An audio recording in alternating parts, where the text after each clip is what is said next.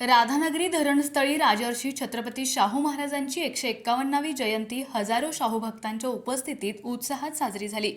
शाहू ग्रुपचे अध्यक्ष राजे समरजित सिंह घाटगे यांनी यावेळी राधानगरी धरण हे सर्वांसाठीच विधायक समाजकार्याचं ऊर्जास्थळ असल्याचं प्रतिपादन केलं।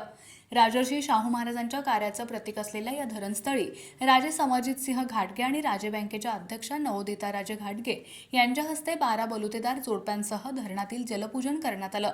वाद्यांच्या गजरात जलकलश जयंतीस्थळी आणून शाहू महाराजांच्या पुतळ्यास मंत्रोच्चारात जलाभिषेक करण्यात आला।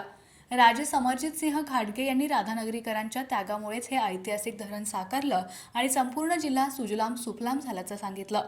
या त्यागाची परतफेड म्हणून या स्थळी पर्यटन विकसित करण्याचं आवाहन त्यांनी केलं।